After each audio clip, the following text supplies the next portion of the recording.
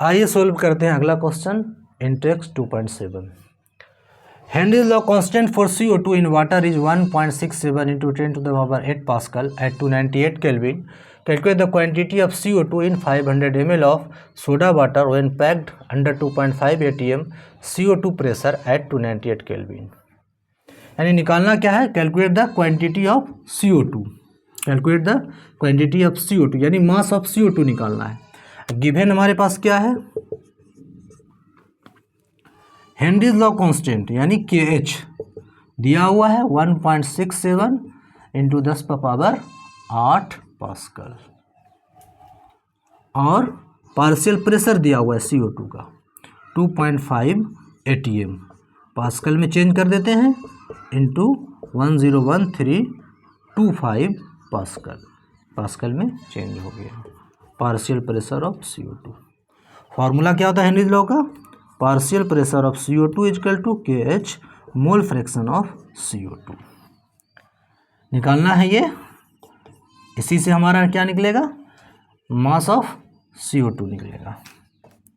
तो by KH ये कितना दिया हुआ है?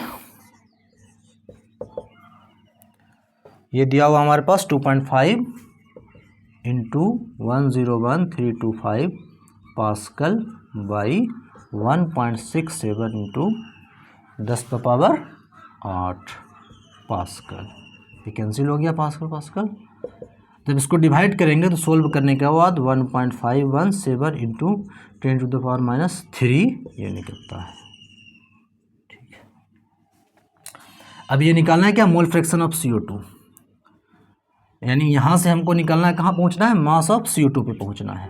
तो किसका? जिसका निकालना है उसका number of moles by number of moles of CO2 plus number of moles of H2O is equal to 1.517 into 10 पर -3।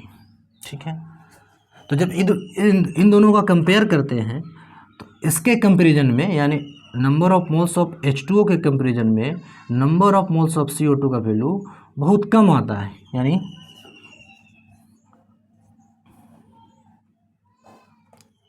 इसके कंपैरिजन में बहुत छोटा हो जाएगा ये number of moles of CO2। इसलिए यहाँ पर इस क्वेश्चन में क्या करते हैं? इसको हम लोग निगलेक्ट कर देते हैं। Number of moles of CO2 को नीचे वाले को निगलेक्ट कर देते हैं, ऊपर वाले को लेते हैं सिर्फ।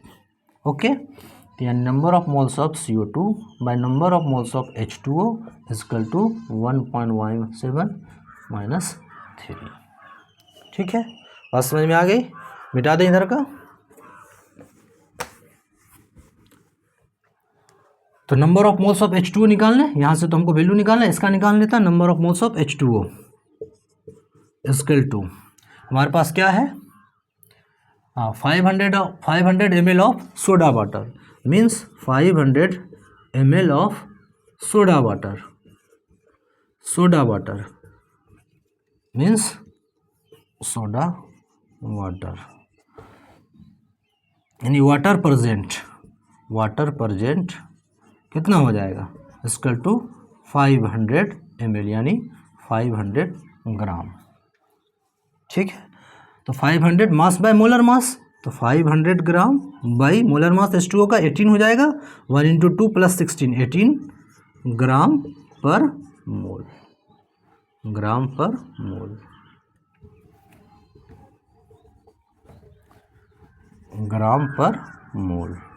ग्राम कैंसिल हो गया। इसको डिवाइड करेंगे 27.78 मोल्स ये आ जाएगा। ठीक है, इसका मोल्स निकल गया, यहाँ से हम वैल्यू पुट कर देंगे। तो हमारे पास निकला था कितना? NCO2 by number of moles of H2 कितना निकला? 27.278 मोल्स बराबर 1.517 इंटू माइनस ये यहाँ जाएगा, क्या हो जाएगा? मल्टीप्लाई हो जाएगा। ठीक है, तो इजकल टू 1.27.78 मोल। ठीक है, यहाँ तक बात समझ में आ गई? मिटा दें सबको।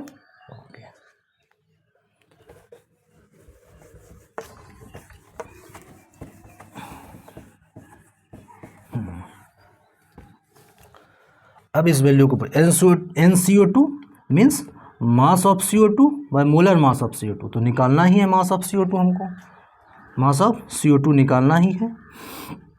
लिख देते हैं mass of CO2 by molar mass of CO2, molar mass of CO2 is equal to 1 into 10⁻³ into 27.78 mole. ठीक है, मिटा दें इसको, ये निकालना है, ये हमारा यहाँ चला जाएगा। मोलर मास कितना हो जाएगा? 44 हो जाएगा। मास ऑफ CO2 बराबर 1.517 इंटू 3 27.78 मोल। अच्छा, ये कितना मोलर मास CO2 का मोलर मास 1232 44 ग्राम पर मोल। तो ये जब यहाँ पर ग्राम पर मोल होगा, ये यहाँ जाएगा तो ग्राम ऊपर रह जाएगा, मोल नीचे आ जाएगा, और ये वैल्यू यहाँ 44 से मल्टीप्लाई हो जाएगा। ठीक है, ये मोल कैंसिल हो जाएगा। जब इसको सोल्व करेंगे हम लोग, तो हमारा ये सोल्व करने के बाद फाइनली जो आंसर आएगा 1.854 ग्राम आंसर ये आ जाएगा सोल्व करने के बाद। ठीक है, ओके।